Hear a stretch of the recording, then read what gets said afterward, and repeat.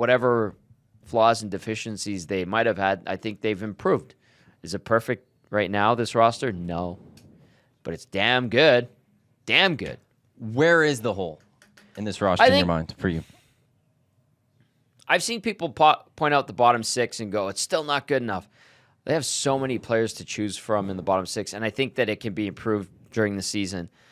I still wonder what the defense is. What Darnell Nurse shows up. Is it going to be the guy that's a big one, effective, doesn't go out of his way to make plays and put his D partner in bad positions and second guesses, his decision making? Like Joaquin Gage talks about, like, Darnell, like, is he going to attack the player coming at him, or is he going to sit back, and he kind of gets caught in between, like hesitation? The hesitation, yeah, where he goes down to, like, block a shot, but at the same time he's not fully committing and creates a goal against, and situations like that. Will Darnell get that out of his game this upcoming season? We'll see.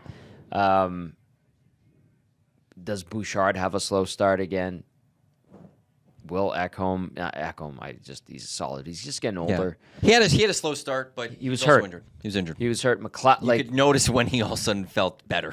It's like, wow, the defense is playing better.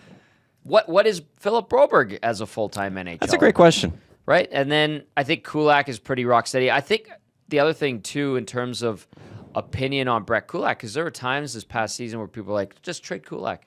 It's like, whoa. He's a very good third pairing guy, very good third pairing guy.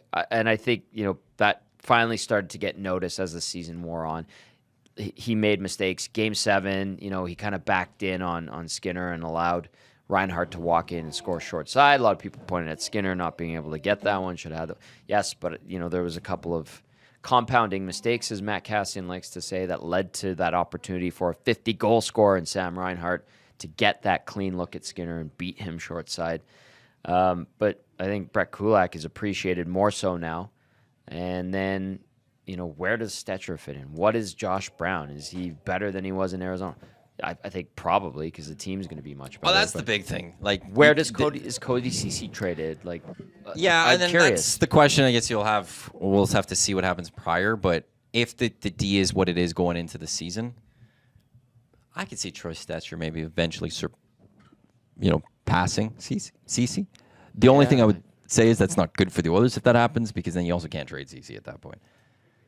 Like, I think you gotta, if there's a moment you're gonna think that if you're the Oilers, boy, Ceci might get passed. Like, you got to move him, because he can play on an NHL team, but I think it's a lot harder to trade a guy when he's a 7th defenseman as opposed to being a top 4 defenseman type on a team. Yeah.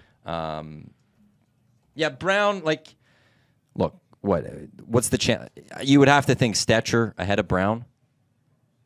Yes. You'd have to say Stetcher 7, Brown 8. Money doesn't say that. But the money does not say that. And the term, too. 3 years, $1 million per for Brown. What? I wonder who liked him in the Oilers organization. Because clearly because I haven't heard anyone say good things yet about Josh Brown. The only thing I look at is it's $1 million for 3 years. It's easy to bury in the minors. Like, that's where I don't care about the term. Yeah. As long as Daryl Cates is okay paying $1 million to a guy playing in the minors if you need to, you're good with that.